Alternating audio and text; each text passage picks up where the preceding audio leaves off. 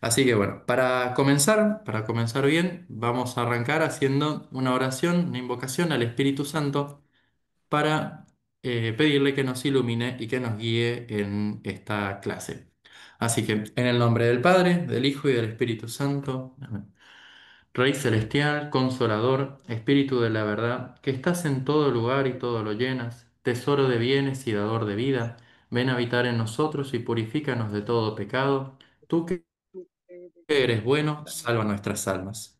En el nombre del Padre, del Hijo y del Espíritu Santo. Amén. Muy bien. Ahora, por lo pronto, les voy a compartir pantalla. Compartir pantalla. Perfecto. Bien, bien, bien. Bueno, el día de hoy vamos a estar viendo sobre el tema de la fe vivida y celebrada para de nosotros los cristianos. Eh, bien. El día de hoy vamos a hablar sobre todo de las 12 fiestas del año litúrgico, que son los 12 grandes eventos en el año que nosotros tenemos como cristianos de este rito particular, de la Iglesia Greco-Católica Ucraniana, de rito bizantino, en los que celebramos de forma especial 12 momentos, 12 hechos en la historia de la salvación y 12 hechos que nos competen a nosotros como cristianos muy profundamente en la fe. Son estas 12 fiestas las cuales son en sí fiestas de precepto. Es decir, que nosotros como cristianos tenemos ciertamente el deber de participar de ellas siguiendo un poco lo que venía siendo el mandamiento, ¿no? De santificar las fiestas. Esto de tener celebraciones del cristianismo no es, pero esto de tener celebraciones de la fe, ciertos momentos en los cuales nosotros celebramos particularmente ciertos misterios de lo que creemos, no es un invento propio del cristianismo.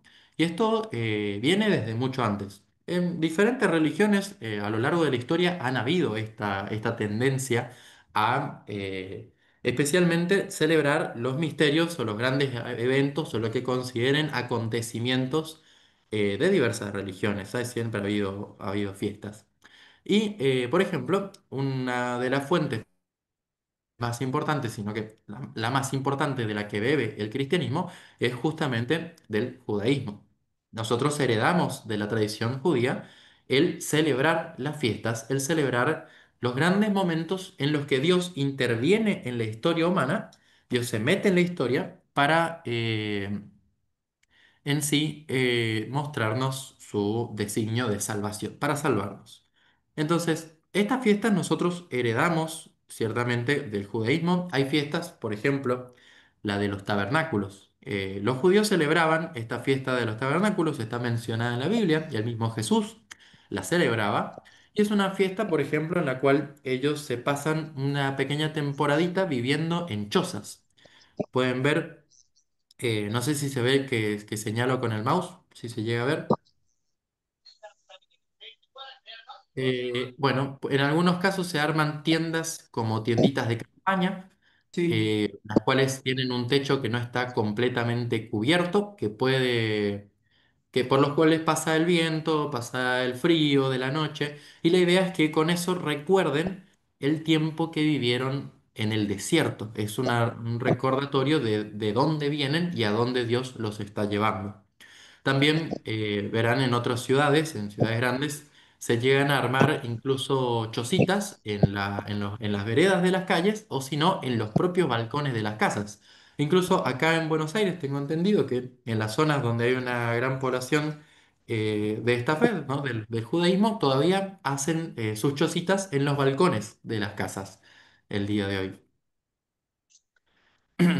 Entonces, otra fiesta, por ejemplo, es la gran fiesta del Hanukkah, por ahí que se la escuchará por ahí por la tele, o llamada Fiesta de las Luces. Esta otra fiesta del judaísmo, por ejemplo, es la conocida como fiesta de la dedicación del templo. Esta es una fiesta en la que los judíos, por ejemplo, celebran el momento en el que los macabeos, este grupo de rebeldes judíos, logran vencer a los griegos en Jerusalén y reconquistan su propio templo, ¿no? O sea, reconquistan el templo de Jerusalén, lo purifican y lo vuelven a hacer funcionar como el templo que era.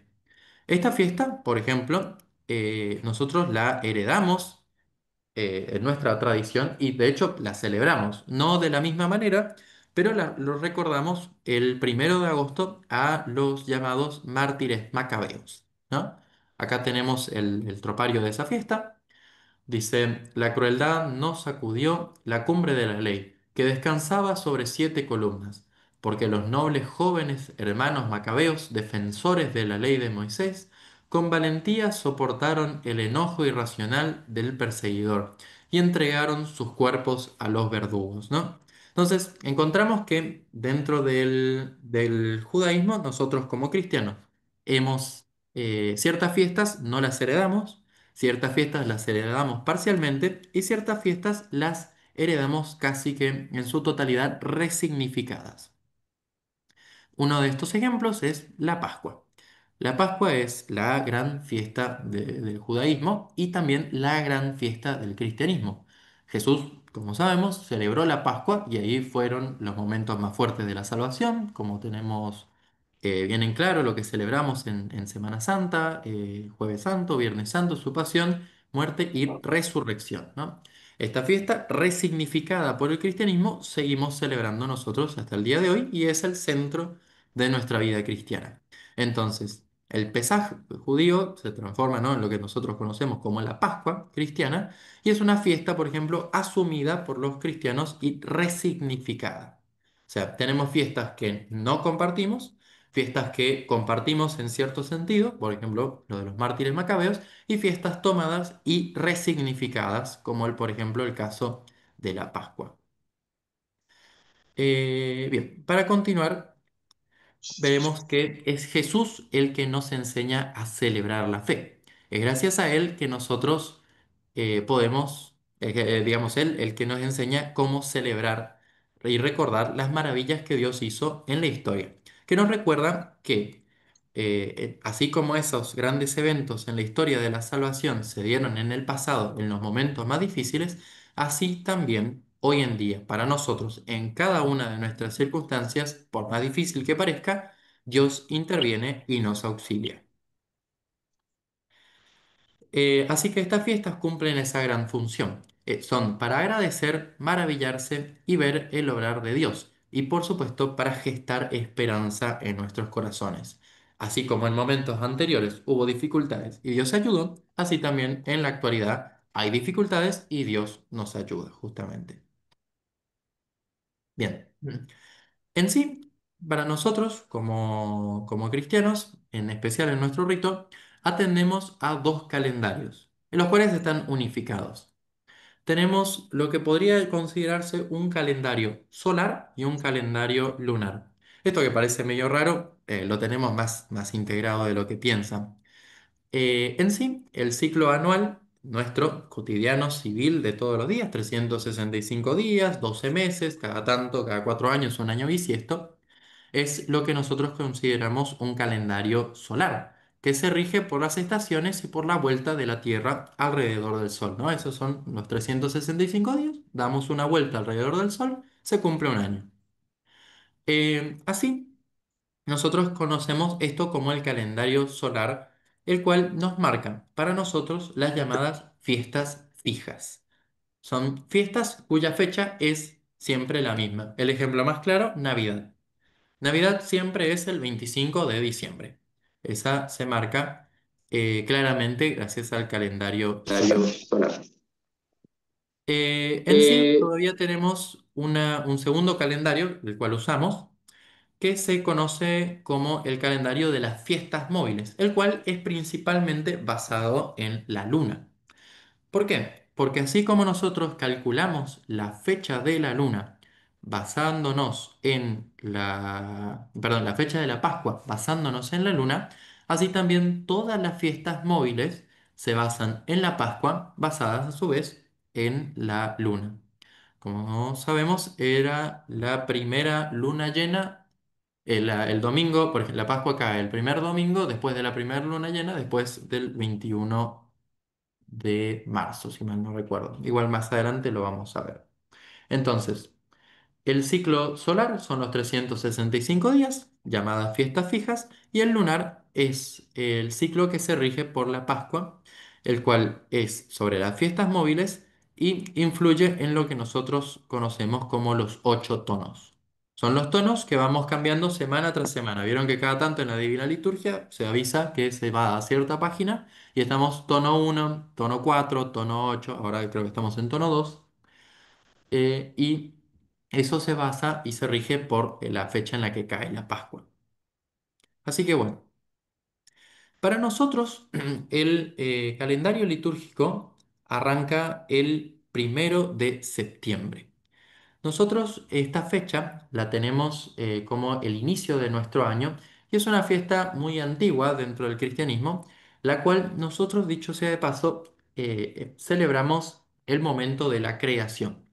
No sé si se enteraron últimamente, el mismo Papa, el Papa León XIV, está tratando de que darle realce a esta fiesta como la fiesta de la creación, para también el rito romano. Nosotros ya celebramos algo muy similar, la fiesta del Indicto, también se la llama, que es el 1 de septiembre y es también nuestra, digamos, fiesta de la creación para nosotros en nuestro rito. Así que, por ejemplo, acá podemos ver el tropario de esta fiesta. Es una de las oraciones que nosotros hacemos, la cual dice, Verbo eterno, Hijo de Dios, consustancial al Padre y al Espíritu Santo, que todo lo creaste, lo visible y lo invisible, y todo lo ordenas. Bendice en el inicio de este año la vida de tu iglesia. Conserva a toda su comunidad en el amor y en la comprensión. Conduce a todos a la salvación y a la vida eterna por la intercesión de la Madre de Dios y de todos tus santos. Esta es una de las muchas oraciones que se hacen en las vísperas del día 1 de septiembre, donde arranca nuestro calendario litúrgico. Ese es el año nuevo, digamos, eclesial, el año nuevo dentro de lo que es el ciclo de oración de la iglesia nuestra. Así que siguiendo esta misma fecha, vamos a ir arrancando con las fiestas fijas. La primera fiesta fija que vamos a ver es la de la Natividad de la Madre de Dios. Ups, se me pasó la Natividad de la Madre de Dios, que se celebra el 8 de septiembre. Esta historia del nacimiento de la Madre de Dios, como sabe, por ahí lo tenemos un poco de oídos, que la Virgen María nace de una pareja de ancianos que no podían tener hijos, llamados Joaquín y Ana, y milagrosamente Dios les concede el milagro de poder tener un hijo ya siendo muy ancianos. Este milagro está narrado en el protoevangelio de Santiago, el cual es un escrito de un evangelio apócrifo. Y acá por ahí quiero detenerme en un poco analizar esto de que sea proveniente de un escrito apócrifo. Nosotros por ahí estaremos acostumbrados, por ahí por películas, por la tele o por videos en YouTube, a tener en la cabeza que apócrifo es de que los evangelios apócrifos o textos apócrifos son textos medio oscuros, medio raros, medio que no conviene leer y demás. Y la verdad es que no es así. Si bien hay cosas mejores que leer, por ejemplo, ponernos a leer la Biblia, los evangelios apócrifos y diferentes textos apócrifos, que son textos que narran ciertas escenas de la vida de Jesús, de la Virgen o de los propios apóstoles, pero que no entran dentro de lo oficial de la Biblia, estos textos muchas veces nos cuentan verdades. Esto no significa que todo el texto sea un texto inspirado por el Espíritu Santo, pero sí muchas cosas, muchas verdades están presentes y nosotros las tomamos. La Iglesia ha sabido valorar estos textos, estos propios evangelios apócrifos, en especial el de Santiago, y se lo ha usado. Este evangelio tiene una particularidad dentro de los apócrifos y es que tiene un origen bastante sano. Por lo menos así nos lo narra uno de los padres de la iglesia, Orígenes, el cual nos cuenta que este evangelio, el evangelio de Santiago, se usó Se vivió, se lo usó como norma de fe, se ha rezado con los textos de ese evangelio, pero nunca buscó ser parte del canon propiamente de la Biblia, sino que más bien se trata de una parte de la tradición vivida por la iglesia, la cual quisieron dejar por escrito. En especial, él dice, este autor, Orígenes, dice que el Evangelio de Santiago se escribe para defender a la Virgen María de ciertas acusaciones que habían en esa época, en especial por parte de un autor llamado Celso. Entonces, los cristianos cuando escucharon acusaciones como ciertas mentiras o historias falsas sobre la vida de la Virgen María, escribieron en comunidad el Evangelio de Santiago.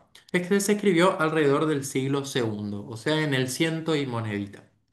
Ahí se escribió este evangelio que nos narra ciertas escenas de la vida de la Virgen, las cuales son verdaderas y se celebran en nuestra iglesia. Eh, ¿Cómo sabemos que la fecha del nacimiento de la Virgen es el 8 de septiembre? La verdad es que no la sabemos. No está ni siquiera expresado en el Evangelio de Santiago. Sin embargo, nosotros celebramos esta fiesta porque es el octavo día después del Año Nuevo. Nosotros, si entendemos, ¿no? Que habíamos visto que el Año Nuevo litúrgico arranca el 1 de septiembre, el 8 de septiembre vendría siendo el octavo día después del año nuevo, ¿no? Sería el octavo día del año. El octavo día tiene una cosa muy particular dentro del cristianismo. Para nosotros, ya habremos escuchado, ¿no? El séptimo día como el día de descanso del Antiguo Testamento. Y el octavo día se lo considera el día de la nueva creación, el día de la resurrección de Cristo, ¿no? Como Jesús muere, queda en el sepulcro durante el séptimo día, que para los judíos sería el sábado, y resucita el domingo, el cual comienza siendo como un primer y octavo día al mismo tiempo. Entonces, en el octavo día del año, se celebra el comienzo de la nueva creación, el comienzo de la gran redención que arranca con el nacimiento de la Virgen.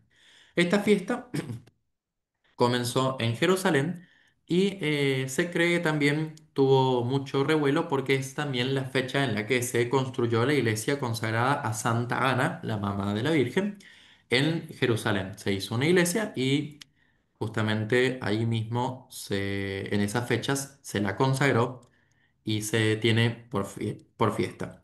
Esta fiesta comenzó en Jerusalén, en Israel, en la iglesia madre nuestra del cristianismo, y de ahí se fue esparciendo por todo el mundo y se hizo conocida. Así tenemos el tropario que dice, Tu natividad, oh Madre de Dios, anunció la alegría al mundo entero, porque de ti resplandeció el sol de justicia, Cristo nuestro Dios. Él, concediéndonos la bendición, eliminó la maldición y destruyó la muerte, dándonos la vida eterna. Como siempre, las fiestas de la Virgen son una herramienta para acercarnos más a Jesús. Entonces, recordamos que la alegría que recibimos por parte de la Virgen es Cristo, ¿no? Y entonces celebramos el nacimiento, el cumpleaños de la Virgen esta fecha, el 8 de septiembre. Continuando, la siguiente fiesta que nos toca después del 8 de septiembre es el 14 de septiembre, que es la fiesta de la exaltación de la Santa Cruz, una fiesta por ahí muy conocida, en la cual se celebra recordando la fecha en la que se consagra el templo del Santo Sepulcro. Ustedes saben que el Santo Sepulcro es un templo que está en Jerusalén, donde bueno, donde estaba el sepulcro de Jesús, y es una iglesia muy grande con una cúpula muy amplia que engloba todo lo que lo que es el sepulcro propiamente dicho y también la piedra del Gólgota donde estaba puesta la cruz de Jesús. En esta iglesia se tiene entonces acá arriba, la que estoy mostrando con el mouse, es la capilla del sepulcro propiamente dicho, y abajo está la piedra donde estaba puesta la cruz, ¿no? Que están las personas tocando con las manos. El emperador Adriano, en el año 135, durante la persecución a los cristianos, localizó este lugar que los cristianos veneraban como el sitio del sepulcro de Jesús y mandó a taponar el sepulcro con piedra y a construirle un templo a los dioses paganos eh, para tapar esa festividad a los cristianos y para hacerles la contra.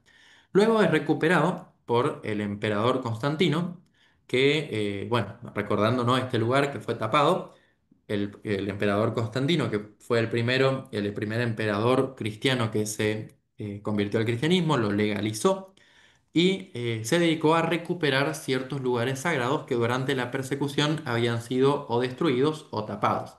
Acá tenemos justamente en este icono, este mosaico que puse a la derecha, tenemos al emperador San Constantino y a Santa Elena en la fiesta de la colocación de la cruz que se hizo un 14 de septiembre y por eso recordamos esa fecha.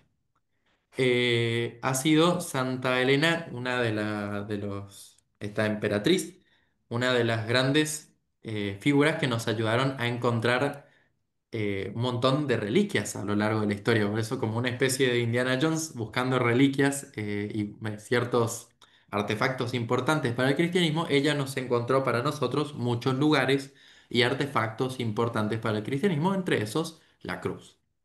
Se rescata la cruz, la cual estaba enterrada. Para eso hay una historia muy interesante en la cual hacen tocar a varios enfermos las diferentes cruces que estaban ahí enterradas. Y los enfermos que tocaron una cruz en específico se sanaron todos. Y ahí descubrieron que esa era la cruz de Jesús. Entonces se la pone en el Santo Sepulcro, al lado del sepulcro, se expone la Santa Cruz ese 14 de septiembre y posteriormente, tras bueno, ciertos conflictos en Medio Oriente por invasiones y guerras y demás, se la terminó dividiendo en fragmentos y repartiendo a lo largo del mundo.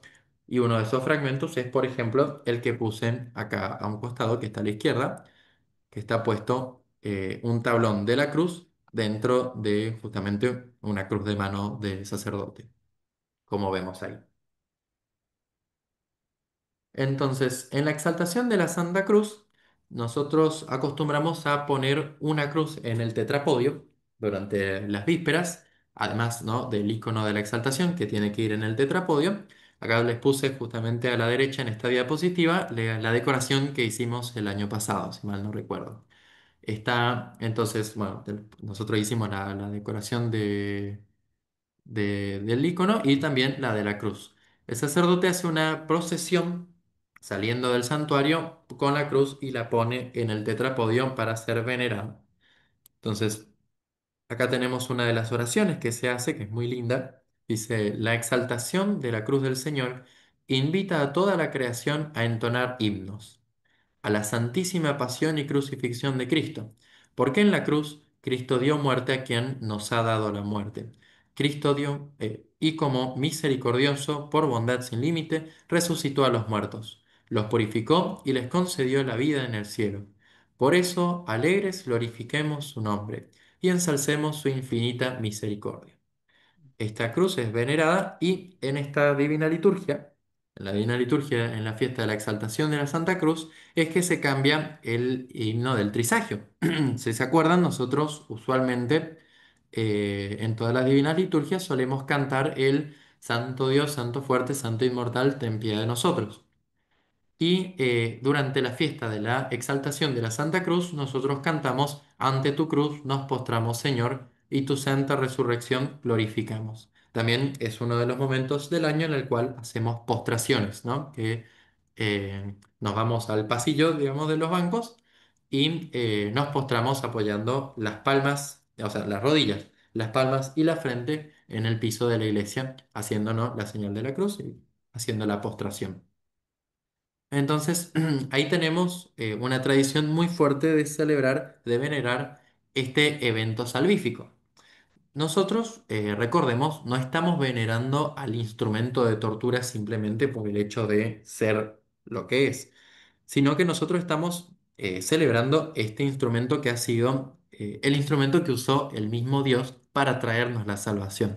No es que lo adoramos al madero por simplemente por ser un instrumento de tortura, sino que por ser el instrumento de la salvación que Dios usó para traernos a nosotros la vida. Entonces, siendo la cruz el madero que nos trajo la vida eterna a nosotros. La siguiente fiesta que nos toca siguiendo de vuelta este calendario, de las fiestas fijas es la del 21 de noviembre, que es la fiesta de la presentación de la Madre de Dios en el templo. Esta historia también la encontramos narrada en el protoevangelio de Santiago. Joaquín y Ana, como sabemos, no podían tener hijos, según nos cuenta la historia, e hicieron una promesa. Así como hoy en día muchos hacen promesas de por ahí ir caminando a algún lugar o de hacer, ponerse a rezar el rosario o de diferentes tipos a Dios pidiéndole cosas, así Joaquín y Ana, en su momento, según nos cuenta este protoevangelio de Santiago, hicieron la promesa de que si les daba justamente una descendencia, un hijo, iban a entregarla al servicio del templo, la iban a entregar como consagrada a Dios, iba a ser una hija santa. Entonces, Joaquín y Ana, tras esperar, o sea, tras haber tenido a la hija, que fue María, esperaron 3 años y a los 3 años la llevan a la Virgen María al templo, donde desde ahí en más vivió como una mujer consagrada a Dios, viviendo ahí en el templo. Volvemos al diapositivo. Acá tenemos un icono muy antiguo justamente de esta escena y cuenta uno de los detalles milagrosos de la historia de la Virgen. Es que cuando Joaquín y Ana la trajeron, la Virgen subió y entró como si estuviese en su casa, al templo, ¿no? Entró al santuario y se puso al día instantáneamente sin hacer mucho berrinche ni quejarse.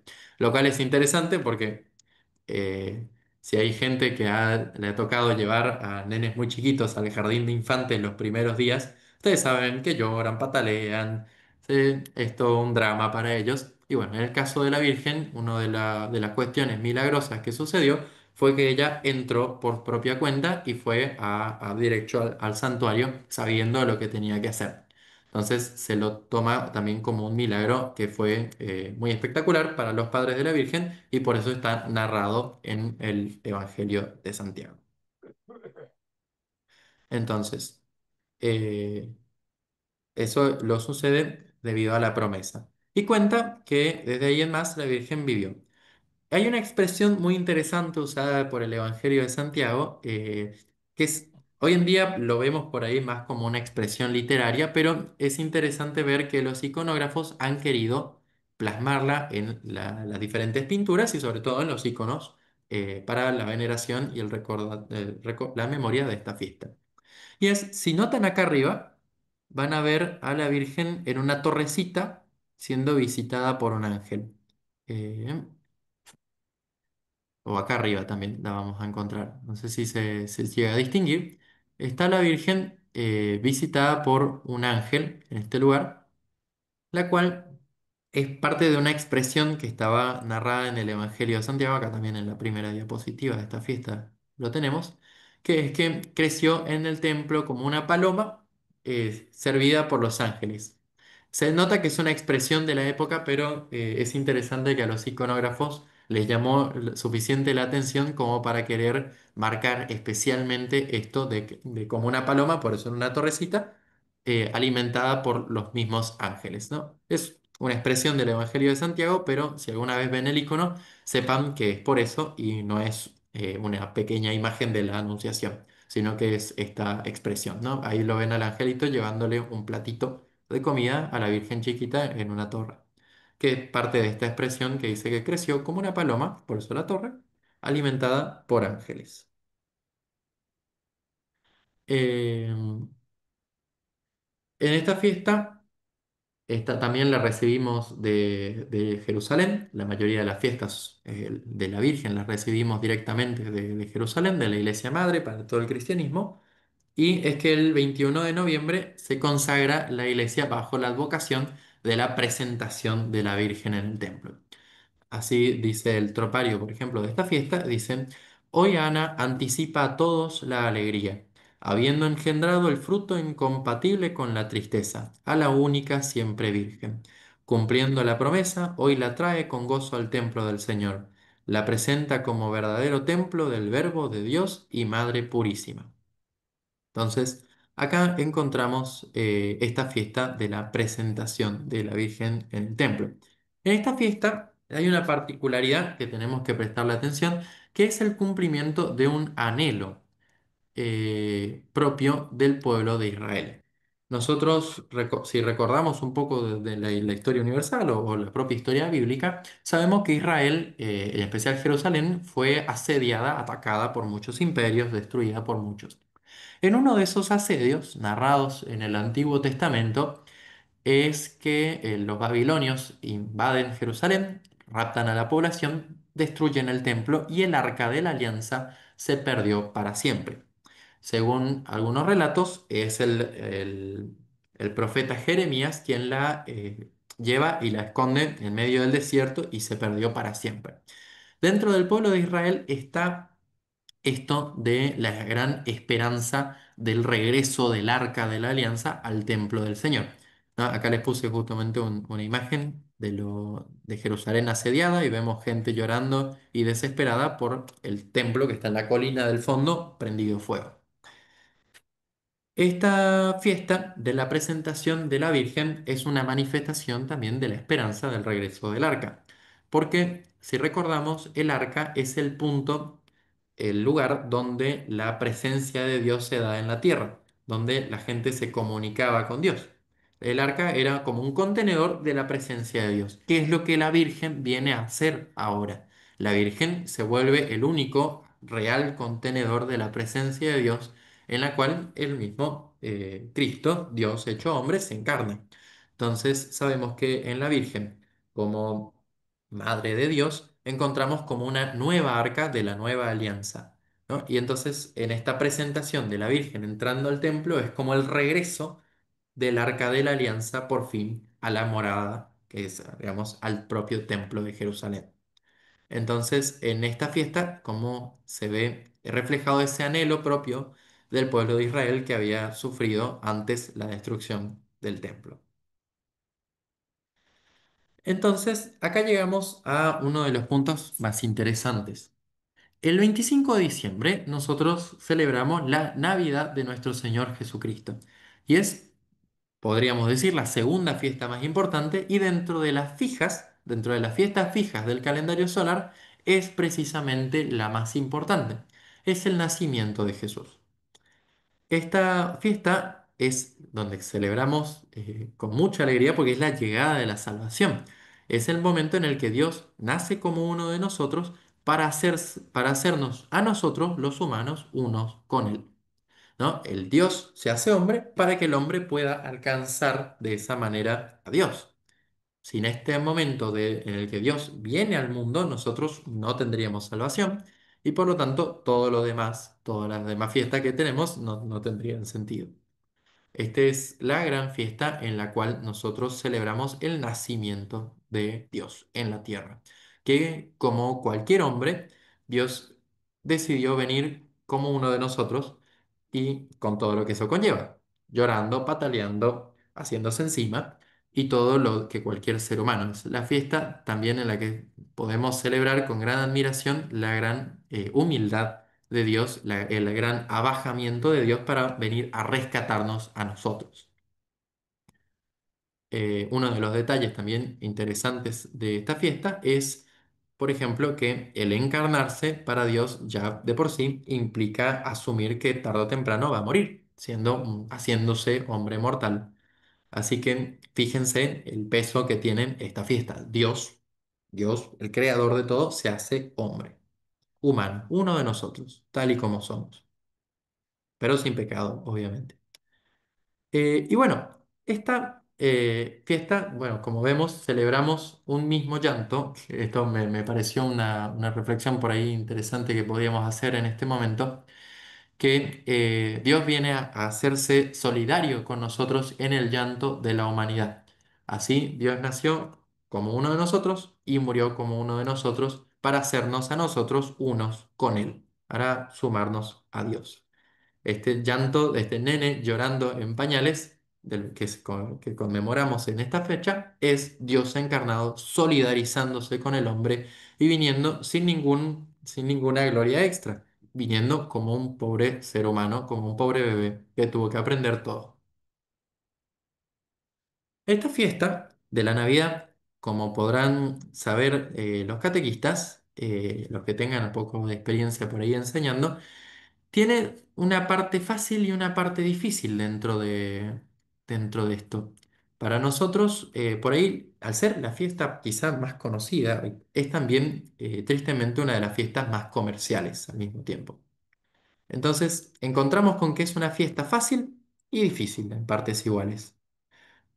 Fácil por un lado, porque todos tenemos en nuestra cabeza, seamos quien seamos, cierta idea del cristianismo. Hay algo de Jesús que todos recordamos en la fiesta de la Navidad y es imposible de ignorar.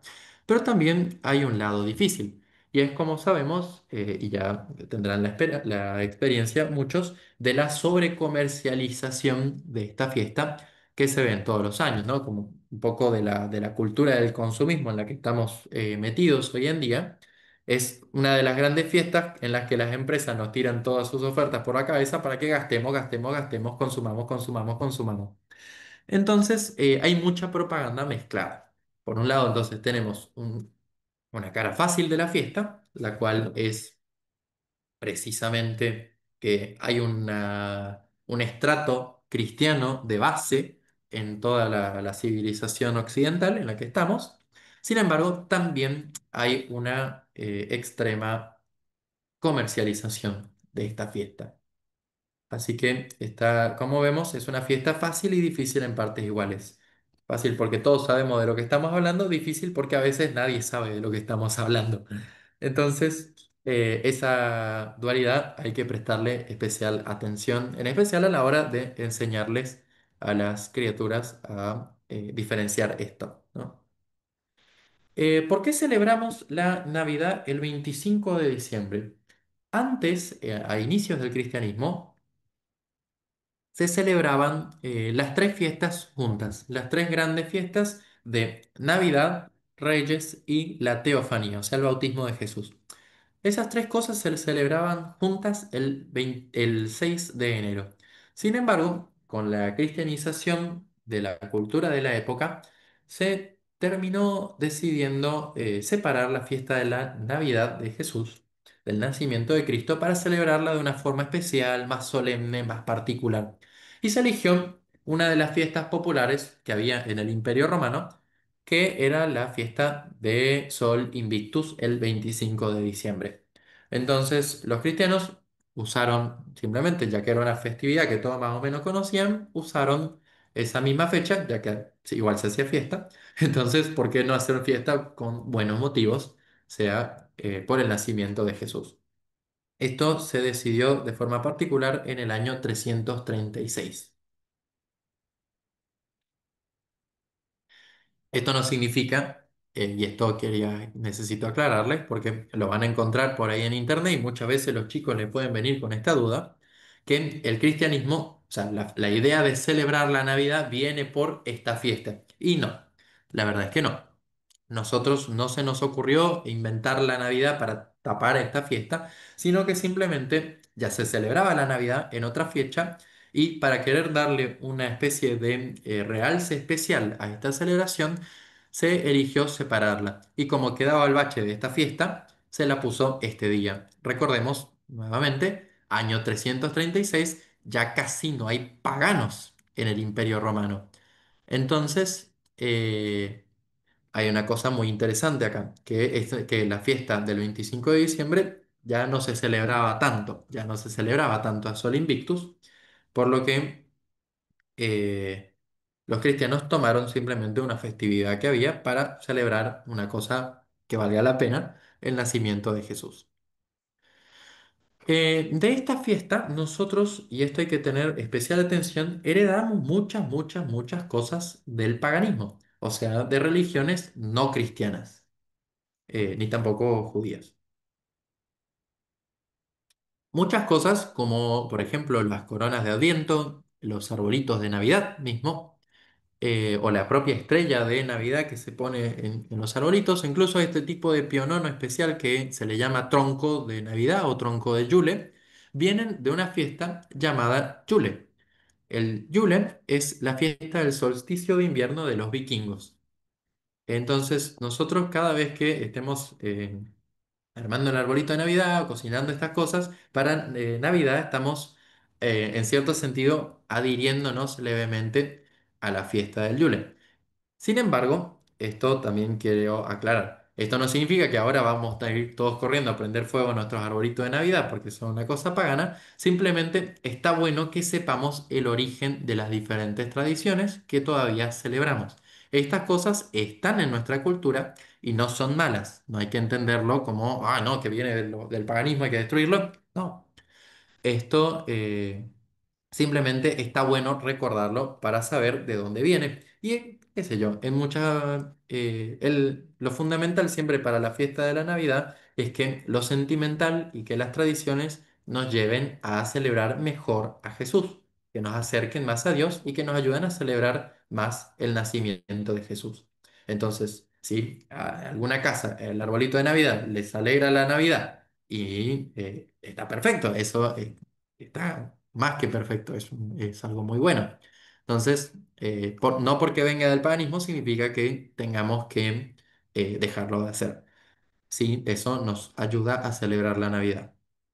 Pero sin embargo, bueno, repito, está bueno que sepamos de dónde viene.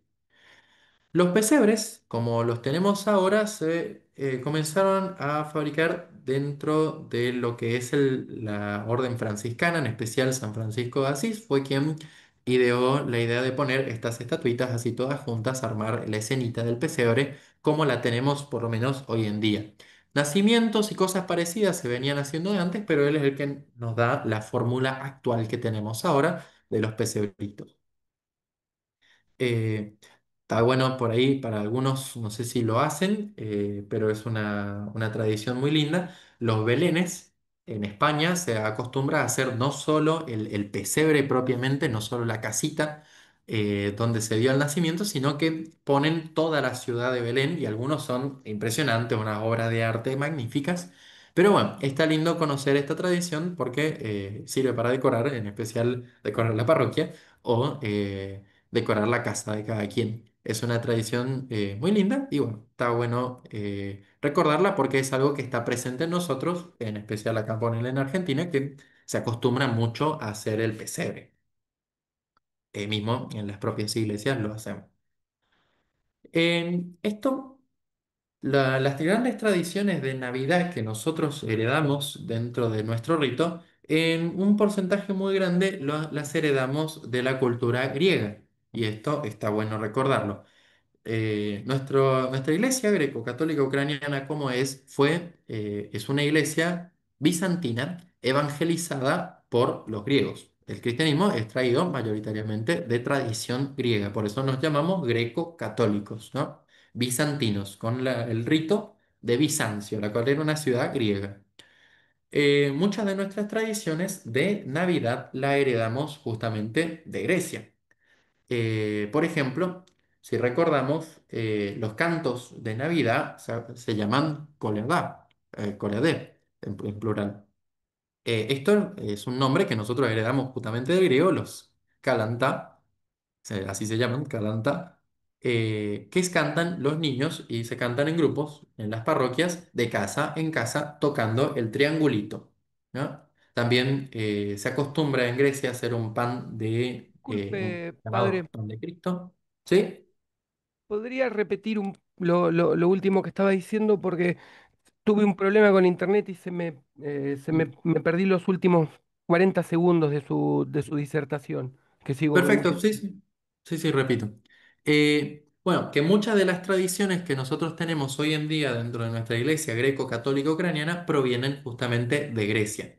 Una de las tradiciones que nosotros tenemos muy fuerte es el canto de la Escóliada, ese nombre es una eslavización del el nombre que tenían en Grecia, que es la de Kalantá, que es este cantar de casa en casa que hacían los niños, en especial los niños, pero también la gente de las parroquias, y bueno, tocando campanitas, perdón, no campanitas, estos triangulitos metálicos, eh, tocándolos de casa en casa. También se acostumbra a decorar con ramas de olivo, haciendo un manojo de ramas de olivo en la casa.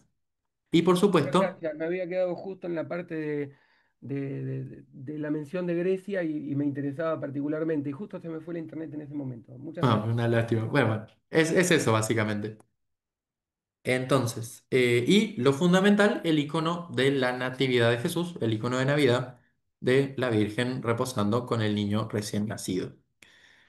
Estas tradiciones está bueno recordar que todos nosotros, los que heredamos la tradición bizantina, heredamos ciertas tradiciones en común con un montón de países. Hay una tradición compartida de diversas maneras y simplemente a colación quise traer un ejemplo de Georgia que si bien nos queda medio lejos de los países de origen, por ejemplo de Ucrania, pero que también conserva muchas tradiciones en común, por ejemplo lo del icono o hacer esta decoración particular que se llama chichilaki, que se hace con ramitas que la sacan como unas virutitas cuando están verdes y se hacen estos simpáticos adornitos para Navidad. Y también, por supuesto, el icono de la natividad, el icono de la Navidad. Esto, el gran proceso de evangelización que hizo el Oriente cristiano hacia los diferentes países de Europa del Este, de Oriente, incluso la India, ha sido un gran proceso de enculturación en el cual se han tomado muchos aspectos de la cultura. Y esa es la Navidad que nosotros recibimos hasta el día de hoy. Y hay que tener un ojo porque hay que ver la delicadeza con la que lo hicieron los griegos en su momento. Ellos no llegaron a Ucrania pateando las tradiciones de la gente y diciendo, bueno, ahora muchachos me van a hacer las cosas así, así y así, sino que han llevado un proceso de enculturación. Entonces, muchas veces hay que tener atención nosotros mismos de no pecar tratando de imponer tradiciones a la gente. Si bien tenemos unas tradiciones que serán propias nuestras, digamos, conocidas por nosotros, hay tradiciones que son hogareñas y hay tradiciones que son eclesiales. Las tradiciones hogareñas están bien, de la puerta de la casa para adentro, y están bueno respetarlas, continuarlas, celebrarlas y disfrutarlas, por supuesto. Pero tenemos que recordar que todo este proceso que nosotros tenemos y que heredamos nosotros en la actualidad, en nuestra tradición, la que vivimos, es un proceso de enculturación que se dio gracias a la paciencia de otros y gracias a que otros dejaron, por ejemplo, en nuestro caso, al pueblo ucraniano expresar su fe de esa manera. Entonces, hoy en día nosotros, en nuestra realidad en Argentina, no debemos querer impostar la tradición o tirársela por la cabeza a la gente. Tenemos que tener la misma paciencia. Entonces, vemos, por ejemplo, en nuestro caso, la evangelización a los pueblos eslavos se dio de formas muy diversas y respetando la cultura de cada lugar y con, por supuesto, gran paciencia.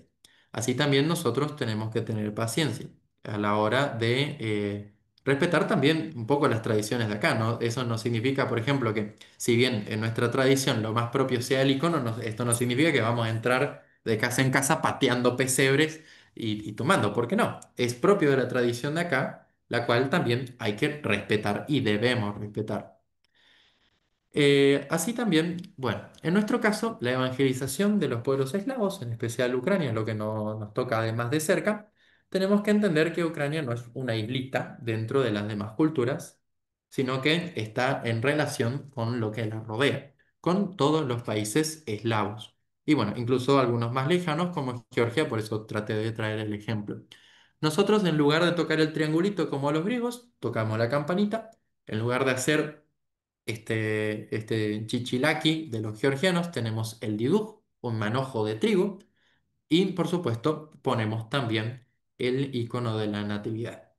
Estas son tradiciones, como sabemos, hogareñas y son tradiciones propias del pueblo ucraniano, pero como vemos, compartimos levemente con otros pueblos, dándole cada pueblo diferente su especial tono particular, su forma especial de celebrar el mismo misterio. Entonces, para el pueblo ucraniano y para otros pueblos eslavos, creo que también los países vecinos de Europa del Este respetan una tradición más o menos similar del armado de este manojo de trigo llamado diduj, el cual es un recordatorio de todos los difuntos de la familia. Es el gran símbolo por ahí de la Navidad. Y ahí se van cantando la escolada, no la escalanta como los griegos, tenemos un nombre muy parecido, la escolada, tocando campanitas, ¿no? En lugar de los triangulitos. Y bien. Entonces, las Kolyada son una tradición muy linda, la cual es un gran momento para hacer evangelización, anuncio del nacimiento y, por supuesto, un trabajo apostolar, un trabajo de apostolado en nuestro el mundo que nos va rodeando. Mira, interesante acá. El diduj lo hacen con maíz en mi casa, seguramente una adaptación a Misiones. Sí, puntualmente en Misiones se ha tomado en algunos lugares la costumbre de hacer el diduj de maíz. Sí, es así, porque en Europa está la tradición muy fuerte y esto es todo lo que es el ámbito mediterráneo, así que es parte de Europa, parte de Asia, parte de África tienen muy fuerte, muy metida la tradición del trigo, el vino y el aceite como la base de la alimentación. En América nosotros no teníamos esa tríada, sino que en la tríada de América solía ser el maíz, el, eh, el poroto y la calabaza, que eran el triple eje de la alimentación del continente americano. Entonces muchas veces se tomó eso y se hace el diduj de maíz, tal cual, es así. Incluso, bueno, otras tradiciones de Pascua incluso hacen ciertas comiditas con maní, por ejemplo, o con algún tipo de garrapiñada. Eso también es una enculturación de acá, de esta zona de América. Entonces, recordemos que la escolada, es una tradición de todos los bizantinos, es una fecha muy linda para hacer un proceso de evangelización en el cual se van cantando canciones, dando buenos deseos, festejando el nacimiento de Jesús llevando esta buena noticia de casa en casa. Y se hacen con niños. Y bueno, cada parroquia se suele organizar a su manera. Yo me acuerdo cuando yo era chico, iba a catequesis, íbamos de casa en casa caminando por todo el pueblo durante días, lo cual a veces terminábamos con unos callos así en los pies, pero era una experiencia muy linda que la verdad es un gran proceso de evangelización que podemos hacer en el año como parroquia. Y está bueno si en su parroquia no lo hacen, hínchenle a su párroco para hacerlo y no le digan que yo les dije que lo hagan. Entonces, dentro de la tradición eslava, en especial la ucraniana, se acostumbra hacer una cena con 12 comidas el 24 a la noche. 12 variedades de comida. Y se acostumbra a arrancar la cena de Navidad con un plato especial dulce llamado kutiá. La kutiá es básicamente trigo con miel, esa es la base. De ahí algunos le agregan pasas de uva, semillas de amapola, algunos le agregan algunos frutos secos, cada quien a su gusto, pero la base, lo esencial es el trigo con miel. Y ese trigo con miel se come al arrancar y es como un gesto del deseo de prosperidad para el año que va a arrancar. Recordemos, ¿no?, que Navidad está cerca de Año Nuevo. Lo de las 12 comidas es una tradición que algunos la cumplen, otros no, algunos le mandan asado y chao. Sin embargo, está bueno recordarles un detalle. El 24 de diciembre a la noche todavía estamos de abstinencia. Si recordamos la fiesta de la Navidad, a ver si lo llegué a poner en diapositivas anteriores o no. Bueno, la fiesta de la Navidad nosotros la celebramos después de una temporada de preparación, la cual arranca con el ayuno, acá lo guardé, el ayuno de San Felipe, que arranca el 14 de noviembre. El 14 de noviembre, como si fuese una cuaresma, arrancamos un ayuno en preparación a la Navidad, lo cual implica sin carne ni lácteos los miércoles y los viernes de todas las semanas hasta la Navidad. El 24 a la noche se considera todavía un día de abstinencia. Entonces, se acostumbra que la cena del 24 se haga sin carne, como un precepto de la iglesia. Esto por ahí no tanto dentro de esto ya no es una cuestión solo cultural, esto ya es más como un mandato eclesial. Sin embargo, esto no significa que si ahora vamos a la casa de los tíos o a la casa de la abuela a comer un asado, nos pongamos ahí chinchudo, no, hoy no se come. Está bueno irla integrando despacito y de a poco esta tradición, que más que tradición ya llega a ser una ley eclesial. Pero bueno, como siempre, como dije antes, con paciencia, sin tratar de aplastar las tradiciones locales, porque ese no es el modo de evangelizar. Entonces, está bueno, si está en nuestras manos, evitar el consumo de carne, porque eso se considera de abstinencia, pero tampoco vamos a ir por ahí tumbando parrillas de asado, como Jesús tumbando las mesas de los cambistas en el templo de Jerusalén. ¿No? Un poco de tranquilidad. Así que lentamente está bueno si pudiéramos ir integrando esta tradición. Muchas de estas cosas que nosotros acostumbramos, como dijimos, es dentro de la tradición hogareña o fe popular del pueblo, la cual hay cosas que son, como dijimos, de la iglesia y hay cosas que son de la casa. Las cosas de la casa a la casa, las cosas de la iglesia en la iglesia. Eh, por ejemplo, dos tradiciones muy particulares, interesantes de los pueblos eslavos que comparten en general, pero bueno, los ucranianos lo tienen de una forma específica, es bueno, por un lado, la estrella de Navidad no es la estrella de 5 puntas, sino esta estrella de 8 puntas, que es tomada del paganismo eslavo y resignificada como un símbolo que, bueno, como la estrella que siguen los reyes, ¿no? Se usó el mismo símbolo para eh, ponerlo sobre el pesebre. Y otra cosa es que para la gran tradición bizantina los panes son fundamentales. Como hemos visto, los eslavos han tomado la tradición de los griegos de hacer un pan de Navidad. El pan de Navidad se le llama korobay. Por ahí, si lo escucharon con otro nombre, serán las variaciones porque todo brota de un eslavo antiguo. El pan de Navidad es este corobay, el cual se hace como un trenzado de panes, que es como de 3 partes de pan, se trenza y bueno, algunos lo hacen en forma alargada, como puse en la diapositiva anterior, este de acá arriba, de forma alargada, y algunos lo hacen en formita de rosca. Y algunos incluso, como está en la imagen, le ponen una velita o algunos adornos extra. Esto, como dijimos, entra todo dentro de la tradición y de la fe hogareña. Para ponerles un ejemplo, en la iglesia una de las cosas que debe estar es el icono de la Navidad, el icono de la Natividad de nuestro Señor Jesucristo, el icono del nacimiento, debe estar en el tetrapodio y eso entra dentro de lo, digamos, más obligatorio eclesialmente. Y luego, arbolito de Navidad, pesebre, diduj, pueden o pueden no estar. No, no es una cuestión obligatoria. Sí está lindo la tradición que tenemos acá de hacer, por ejemplo, acá en las parroquias se suele hacer el arbolito de Navidad y los pesebres, o algunos incluso le agregan el dibuj, o hacen una o la otra o las dos cosas al mismo tiempo. Es una tradición linda y está bueno hacerlo y si nos ayuda a identificarnos con la fiesta, lo debemos hacer porque le ayuda a los demás, pero no debemos, por ejemplo, sabiendo que el dibujo es el símbolo propio de la Navidad, esto no significa que vamos a tumbar arbolitos de Navidad para poner dibujo, sino que está bueno respetar lo que a la gente le sea más cercano, ¿no? Porque bueno, estas cosas pueden estar o no, sin embargo, lo esencial, por ejemplo, es el icono de la Navidad, ¿no? Que hace a la celebración.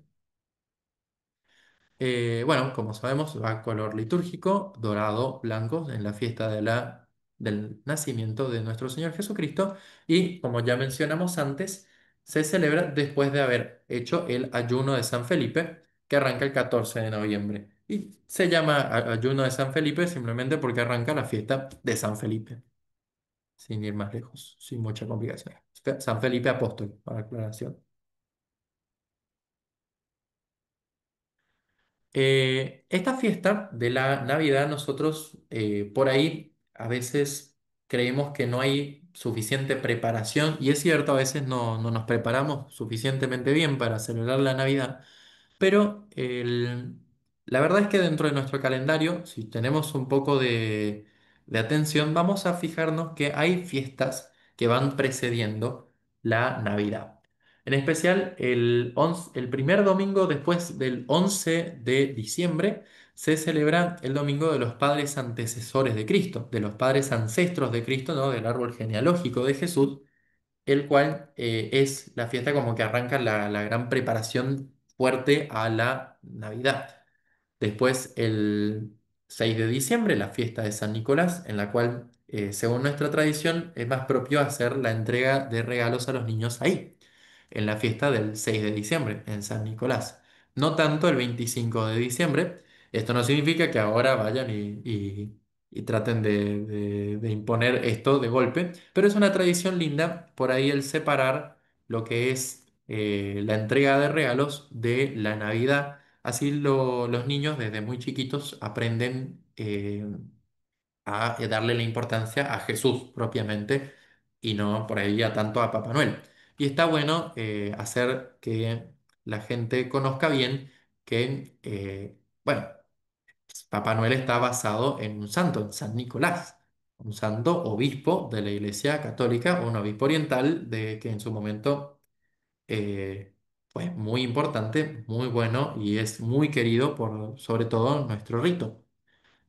Tanto es así que todos los jueves se celebra en la Divina Liturgia, se rezan oraciones pidiéndole ayuda a San Nicolás. Así que una vez por semana le rezamos seguro. Entonces, siendo una figura tan importante para nuestro rito, está bueno darle el sentido original a Papá Noel, el cual es justamente San Nicolás, como quien trae los regalos, como quien trae las bendiciones de parte de Dios, ¿no?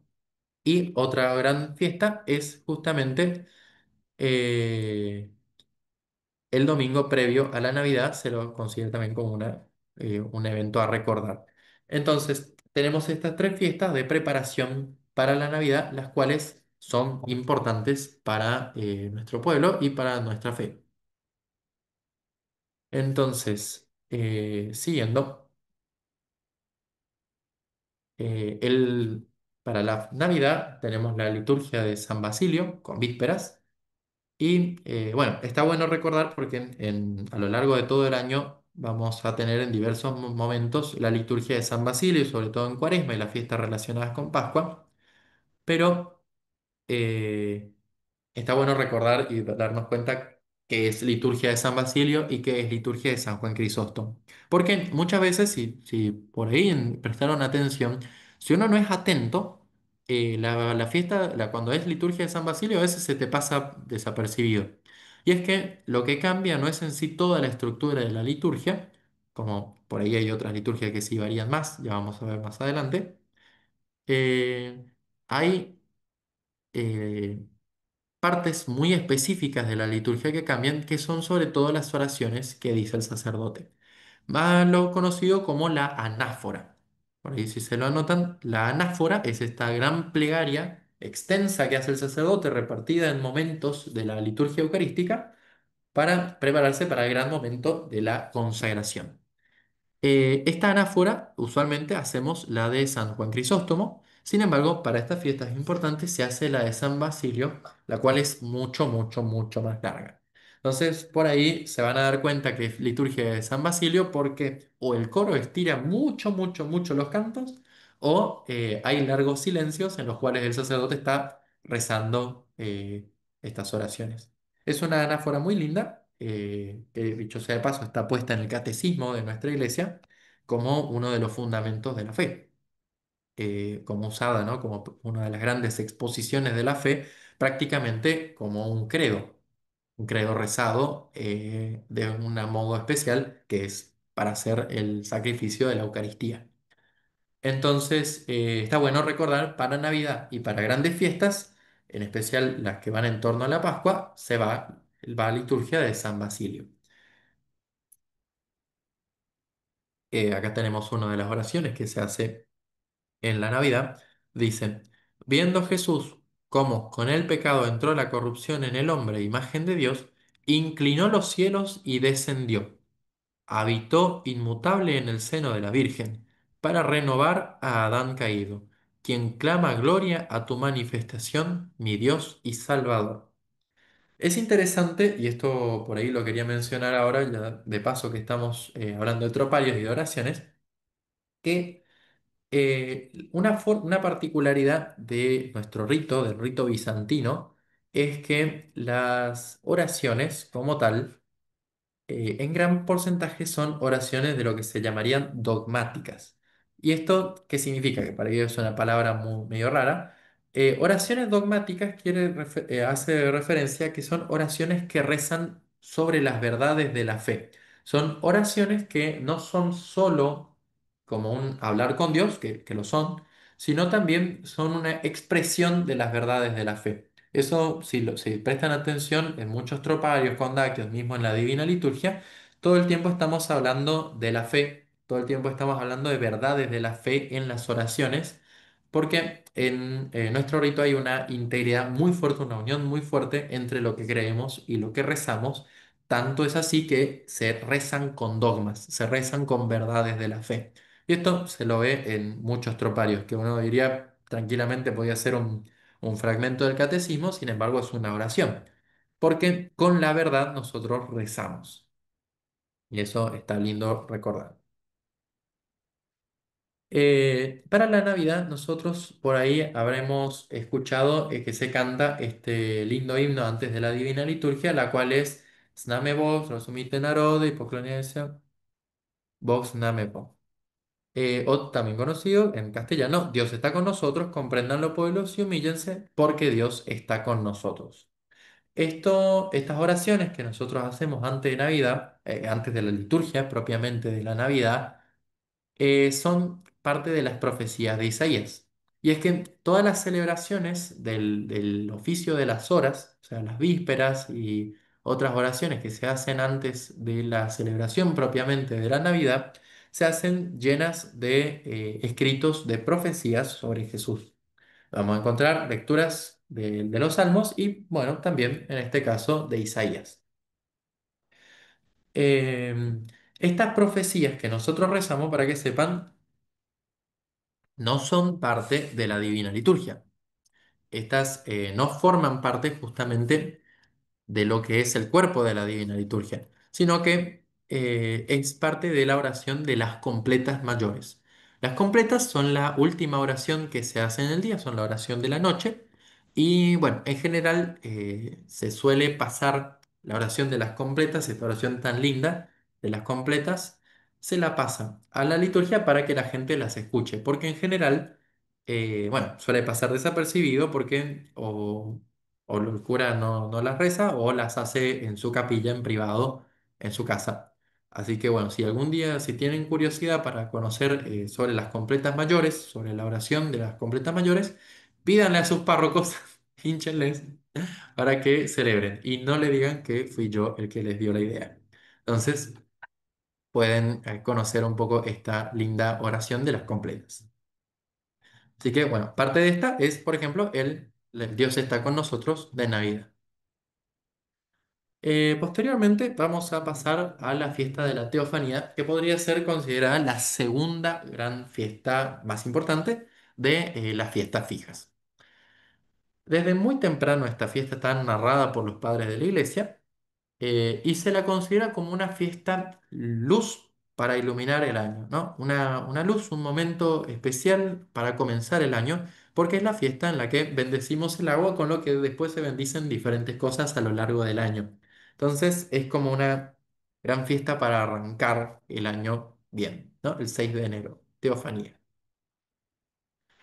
Esta fiesta se la llama Teofanía justamente porque es una fiesta de la manifestación de Dios. Por eso de ahí viene, ¿no? La teofanía es manifestación de Dios. Si recuerdan el relato del bautismo de Jesús, que es lo que se conmemora en esta fiesta, el bautismo de Jesús en el río Jordán por Juan el Bautista, estaremos recordando que en este momento de la Biblia vemos una manifestación de la Santísima Trinidad. Cuenta el relato que cuando Juan el Bautista bautiza a Jesús, se abren los cielos, desciende el Espíritu Santo en forma de paloma que se posa sobre Jesús y se escucha una voz desde el cielo que ahora está abierto del Padre diciendo, este es mi Hijo muy querido en quien tengo puesta toda mi predilección. Este evento del bautismo de Jesús es una manifestación de la Santísima Trinidad. ¿no? Está Jesús, el Hijo, el Espíritu Santo, obviamente descendiendo en forma de paloma, y la voz del Padre que viene desde el cielo. Esa es la gran manifestación de la Santísima Trinidad, por eso se la llama fiesta de la teofanía, de la gran manifestación de Dios. Está bueno recordarles que el bautismo de Jesús es un gran símbolo de nuestro bautismo personal. No sé si se dieron cuenta, Jesús, por ahí esto lo tenemos ya un poco más de memoria, que Jesús se bautiza para enseñarnos a nosotros sobre el bautismo, ¿no? Como Él lo cumple para que mostrarnos a nosotros cómo debemos cumplirlo. Esto también, lo que está narrado en el Evangelio, este evento tan milagroso y espectacular en el que, en palabras del Evangelio, si mal no recuerdo, el de Marcos es el que tiene una forma especial de narrarlo, el cielo se rompe, se desgarra, se abre, se destruye la barrera entre la humanidad caída en el pecado y Dios, se rompe esa barrera, baja el Espíritu Santo que se posa sobre Jesús y se escucha entonces la voz del Padre. Ese evento que aparece de forma visible en el bautismo de Jesús narrado en los Evangelios es lo que sucede en el bautismo de cada uno de nosotros y en el bautismo de cada uno de los chicos que vemos bautizarse y lo que nos pasó a todos nosotros en el momento de nuestro bautismo, se rompe el velo, se rompe esa barrera que había entre Dios y la humanidad del pecado original, se desgarra eso, baja el Espíritu Santo sobre nosotros para darnos el bautismo. Recordemos, es el Espíritu Santo el que nos bautiza. El sacerdote es solo un instrumento, una herramienta de Dios y se escucha la voz de Dios Padre diciéndonos a cada uno de nosotros, este es mi Hijo amado en quien tengo puesta toda mi predilección, ¿no? Entonces está bueno recordarlo y por ahí transmitirlo porque es una imagen muy propia de nuestro bautismo.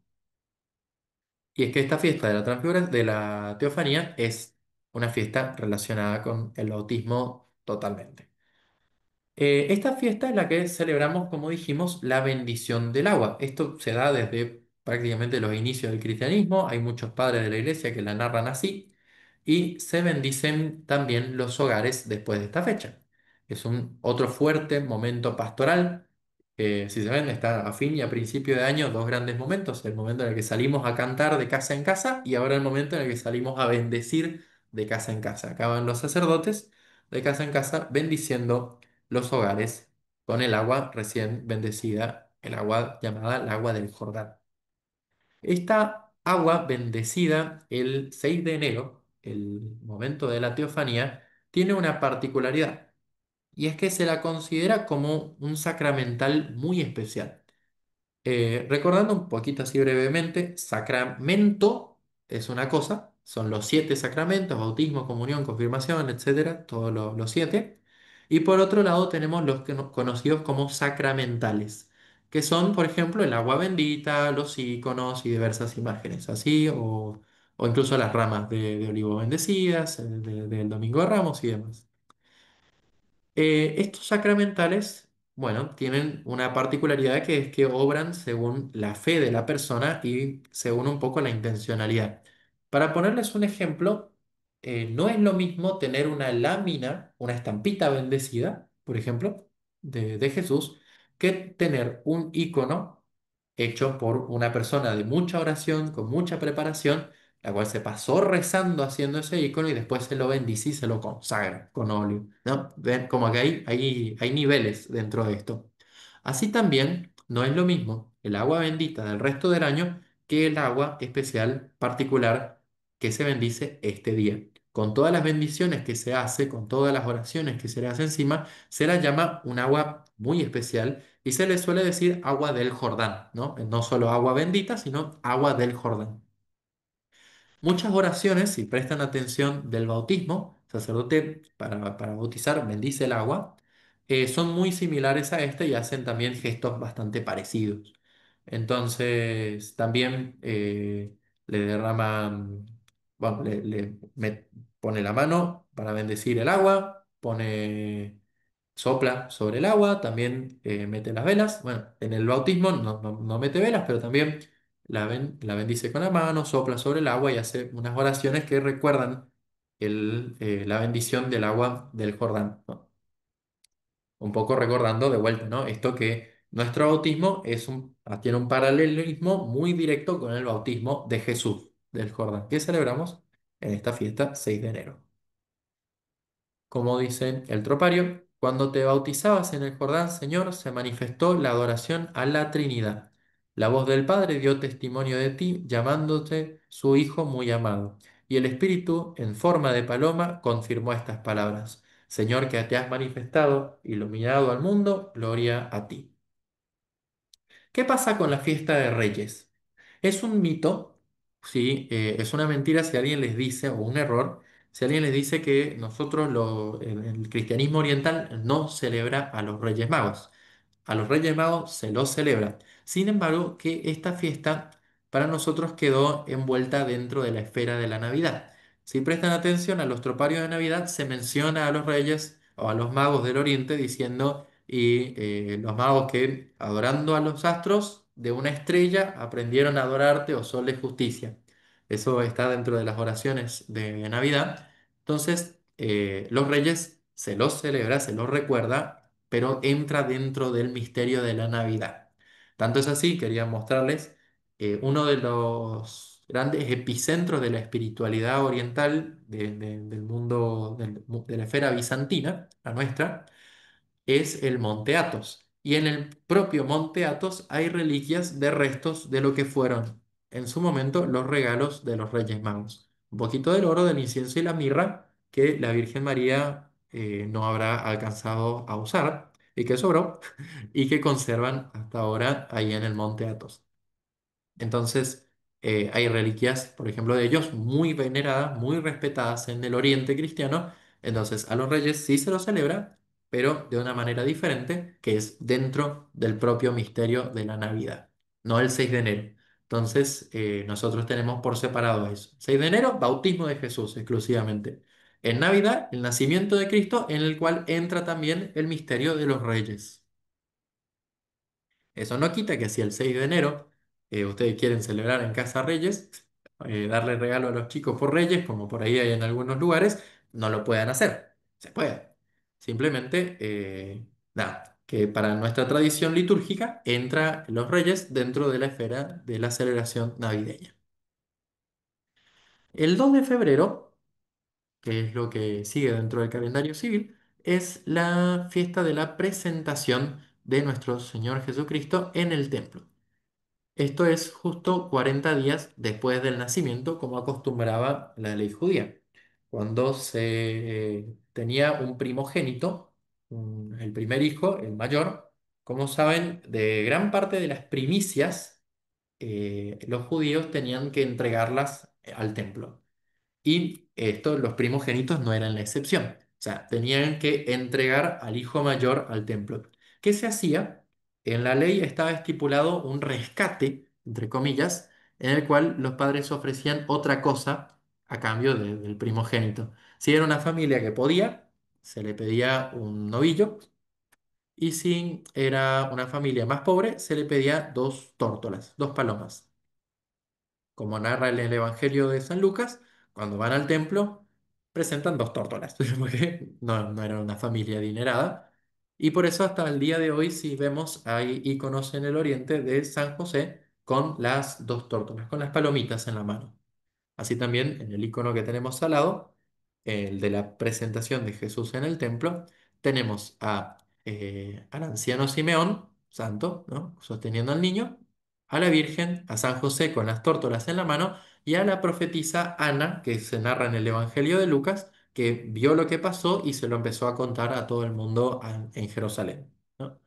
Eso es lo que tenemos de la presentación de Jesús, la cual está narrada en el Evangelio y se cuenta en el siglo cuarto, alrededor del 380 más o menos, la peregrina Egeria, una peregrina que viaja a Tierra Santa y cuenta su historia en un libro, cuenta que ya se celebraba esta fiesta, tal como la tenemos ahora. Así que es una fiesta muy antigua. Ya en el 380 se celebraba como la tenemos ahora, así que viene de bastante antes. Esta fecha se realiza la bendición de velas. Y esto viene de la oración que hace Simeón. Si se acuerdan, el himno del anciano Simeón, presente en Lucas, dice, hoy, oh soberano, según tu palabra, puedes despedir en paz a tu siervo, porque mis ojos han visto la salvación que preparaste antes de todos los pueblos. Ahí viene la parte. Luz para iluminar a los paganos y gloria de tu pueblo Israel. Cristo como la luz del mundo, ¿no? Entonces, en honor a eso, nosotros hacemos la bendición de velas para llevarnos esta luz que es Cristo a la casa, ¿no? A nuestra casa. De ahí hacemos la bendición de velas.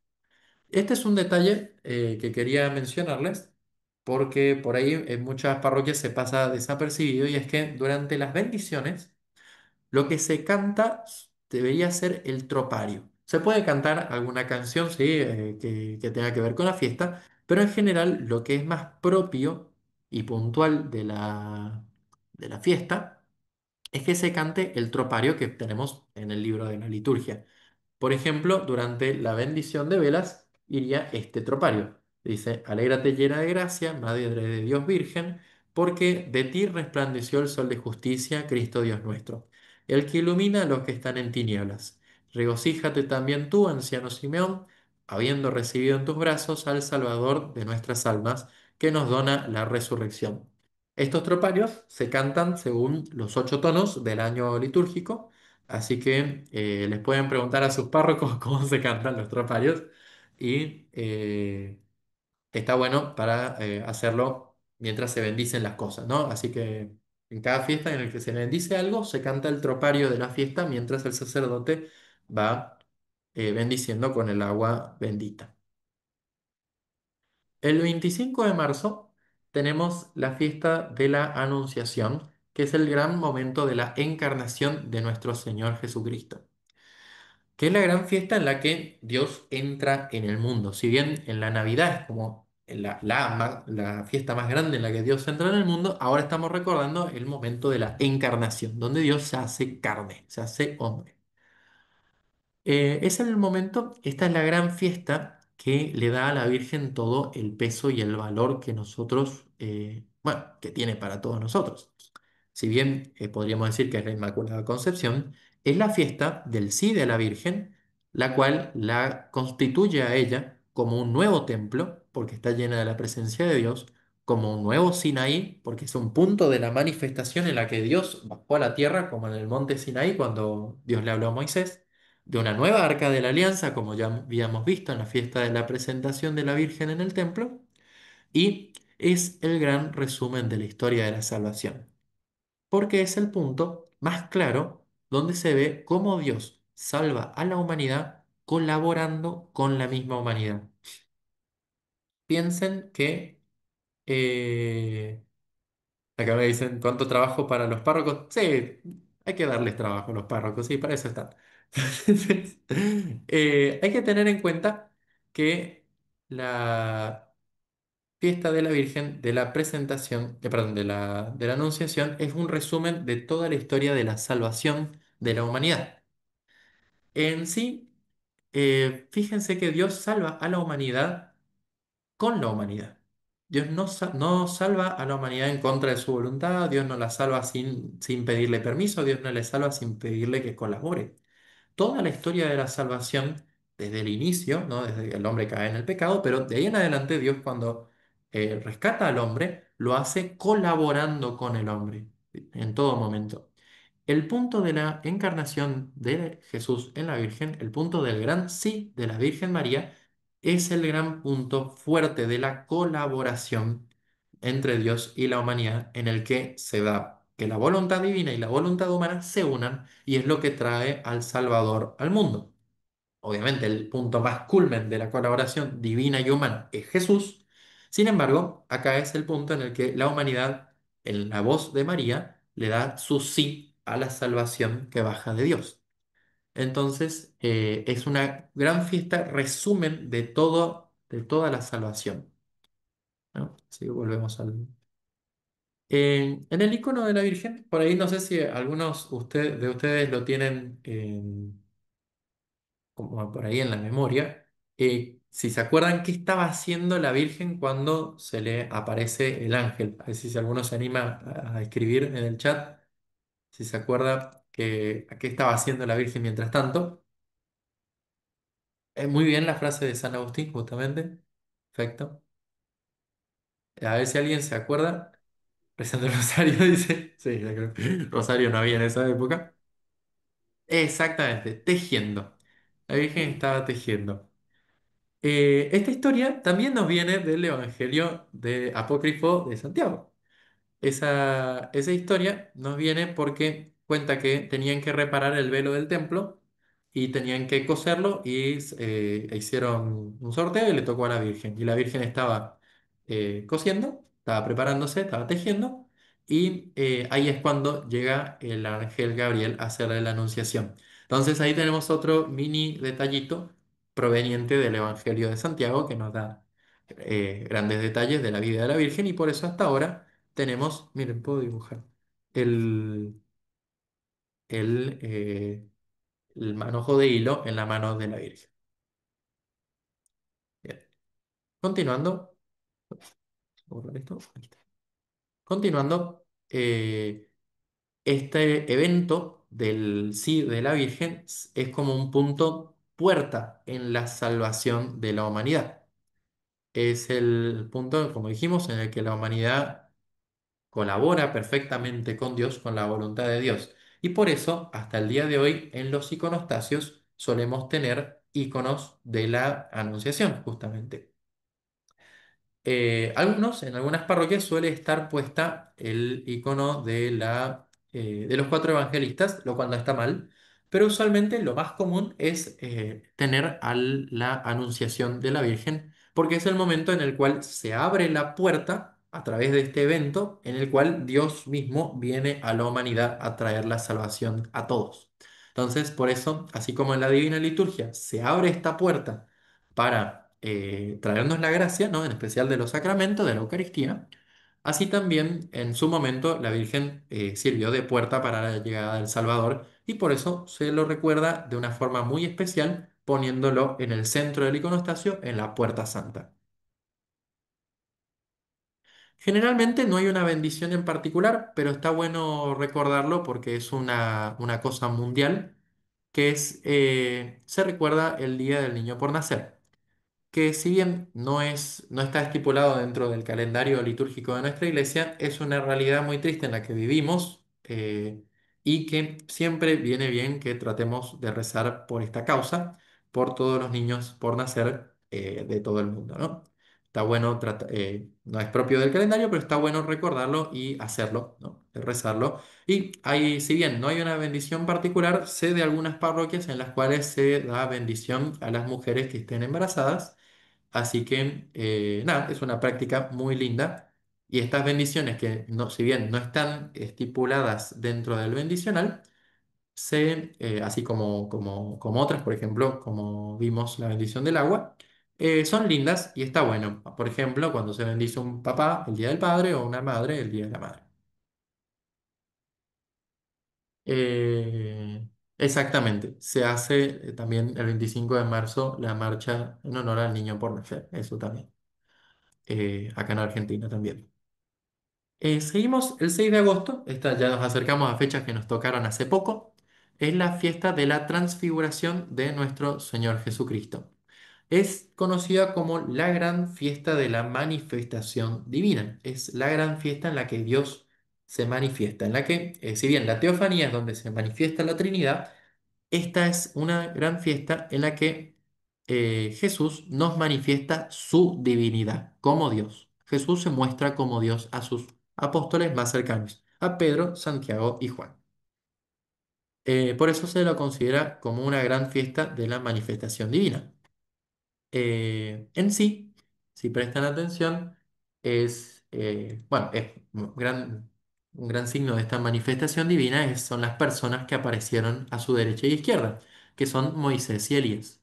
Si recordamos, en la transfiguración, como está puesto bien explicado en el icono, Jesús se lleva a sus tres discípulos más cercanos al monte Tabor, a una montaña, se transfigura, se muestra mostrando también a su derecha e izquierda a Moisés y a Elías, que justamente son los otros grandes personajes en la Biblia, los cuales subieron a una montaña a hablar con Dios y se vieron con Dios, ¿no?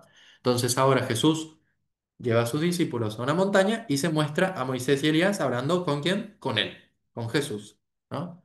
Entonces es una gran manifestación de la divinidad propiamente de Jesús, en la cual Moisés y Elías, los dos que hablaron con Dios, están hablando con él en la montaña, ¿no? Es un gran paralelismo con esta fiesta, con la divinidad de Jesús.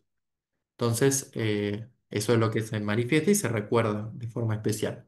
Esta fiesta cae exactamente 40 días antes de la fiesta de la exaltación de la Santa Cruz. Si se dan cuenta, ya estamos dando la vuelta, estamos terminando el giro, que es la fiesta en la que se consagró por primera vez la gran basílica en el Monte Tabor. En el lugar de la transfiguración hay una gran basílica, una gran iglesia, la cual se consagró ese día, ¿no? El 6 de agosto. Este, este 6 de agosto cae 40 días antes de la exaltación, y esto es a propósito, justamente. Si se fijan, acá les leo el condactio de la fiesta. Dice, Cristo Dios, sobre el monte te has transfigurado y tus discípulos, en la medida que podían, han visto tu gloria, a fin de que los que te iban a ver crucificado entiendan que tu pasión era voluntaria y prediquen al mundo entero, que tú eres verdaderamente el esplendor del Padre. ¿No? Acá verán lo que tengo puesto en rojo a fin de que los que te iban a ver crucificado entiendan que tu pasión era voluntaria, ¿no? Una de las finalidades fuertes de la transfiguración de Jesús era enseñarle a los discípulos que Él era Dios y que se entregaba a ser crucificado en libertad, que nadie lo obligaba, que Él como Dios lo hacía. Entonces, entiendan que la pasión de Jesús era voluntaria. Así también esto nos cae 40 días antes de la exaltación de la Santa Cruz para manifestarnos a nosotros que este mismo Dios, el que se transfiguró, que sufrió, es el mismo Dios que hoy en día nos transfigura a nosotros y nos acompaña y nos prepara para llevar nosotros, cada uno, nuestra cruz de forma especial. Es una fiesta que prepara la exaltación de la Santa Cruz. En esta fiesta se acostumbra a hacer la bendición de frutas, la cual no tiene un simbolismo directo como por ejemplo la bendición de velas, simbolismo directo con lo que Jesús como luz del mundo, sino que se da porque en el hemisferio norte es la fecha de las primeras cosechas. Al ser la fecha de las primeras cosechas, se nos cruzaron dos tradiciones, y esto es interesante. En el Evangelio, perdón, en el libro del Deuteronomio, en el Antiguo Testamento, nosotros tenemos en el capítulo 26, si alguno quiere puede leer más de largo, pero acá les recuperé un fragmento. Dice, cuando entres en la tierra que el Señor tu Dios te da en herencia, o sea, en Israel, cuando tomes posesión de ella y te establezcas allí, recogerás las primicias de todos los frutos que extraigas de la tierra que te da el Señor tu Dios. Las pondrás en una canasta y las llevarás al lugar elegido por el Señor tu Dios, para constituirlo morada de su nombre. Entonces te presentarás al sacerdote que esté en funciones en aquellos días y le dirás, yo declaro hoy, ante el Señor tu Dios, que he llegado a la tierra que Él nos dio, porque así lo había jurado a nuestros padres. El sacerdote tomará la canasta que tú le entregues y la depositará ante el altar. Esta tradición de entregar al sacerdote, entregar en el altar las primicias, o sea, los primeros frutos de la cosecha, como un agradecimiento por todo lo que uno después va a seguir cosechando, en teoría, es una tradición que viene desde el cristianismo y que se continuó, perdón, que viene desde el judaísmo y se continuó en el cristianismo y se hacía más o menos en esta fecha. Entonces, lo que terminó pasando fue que nos cruzaron las fechas, se nos superpusieron y se terminó poniendo como un uso común de la gente que en la fiesta de la transfiguración es el momento en el que van a presentar sus primicias, ¿no? Las primicias de la tierra. Y luego quedó ya establecido como la gran fiesta de bendición de frutas. Está bueno igual este gesto de las primicias que está presente en Deuteronomio, ahí puse el capítulo 26, para quien lo quiera hacer. En general se bendice, se puede pedir al sacerdote que bendiga la cosecha, tanto durante el temporada de bendición de casas, después del 6 de enero. También se lo puede pedir en cualquier momento del año. Pero esta es una forma bíblica muy linda por ahí de hacerlo, que es cosecharlo primero, irlo a presentar a la iglesia y pedirlo al sacerdote que lo bendiga, como bendiciendo, digamos, a toda la cosecha. Es una práctica piadosa que es linda. Simplemente a quien le interese puede tomarla. Si no, puede pedirle que le bendiga la cosecha en cualquier momento del año. Simplemente como tratando de rever esta tradición antigua que había en el cristianismo.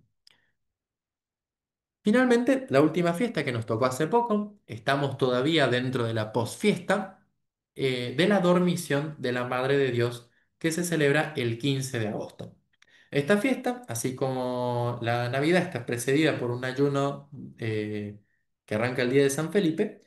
Esta fiesta es precedida por un ayuno más chiquito que es de 2 semanas, dura 2 semanas en las que se abstiene de carne y lácteos miércoles y viernes, que arranca el 1 de agosto. Este es muy poco conocido, este ayuno, así que mucha gente por ahí no lo conoce o se estará enterando recién ahora.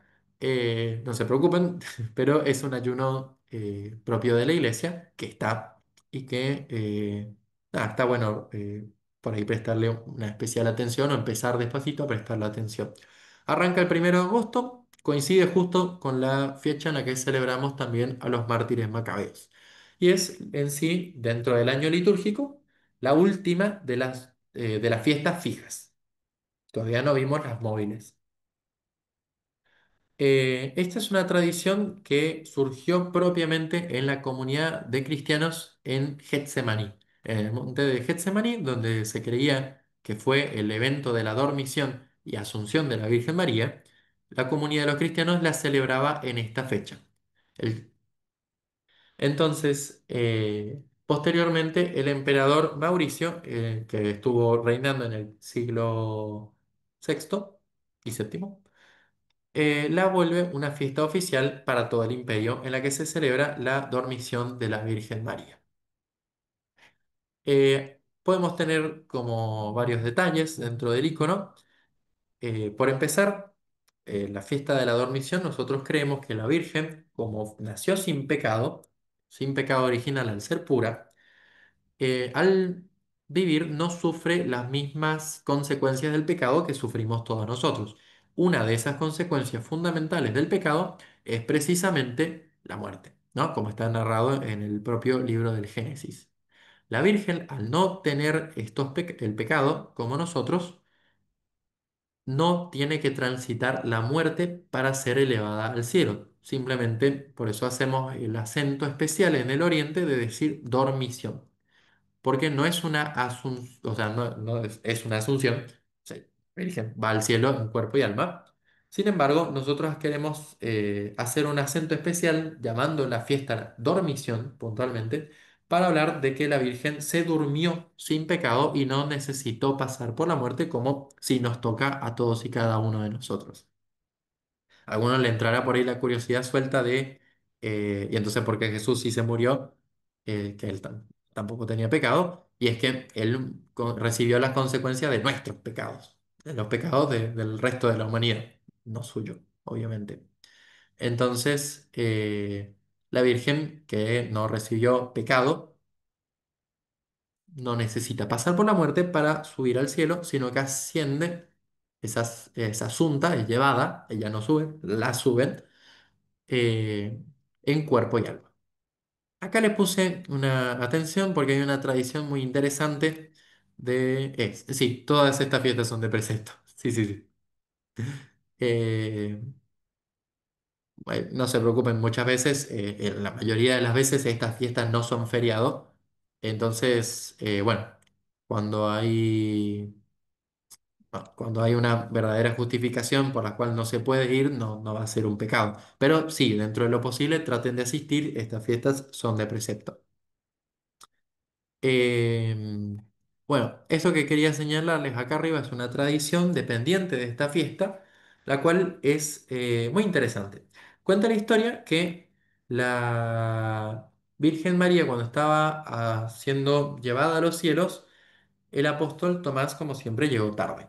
Ante la desesperación de no ver más a la Virgen, se dice de que él comenzó a volar, sí, sí, hacia los cielos y le pide a la Virgen un signo que marque que ella siempre va a acompañar la misión de los apóstoles y ella entonces le da su cinturón, que es lo que está puesto acá en este icono allá arriba.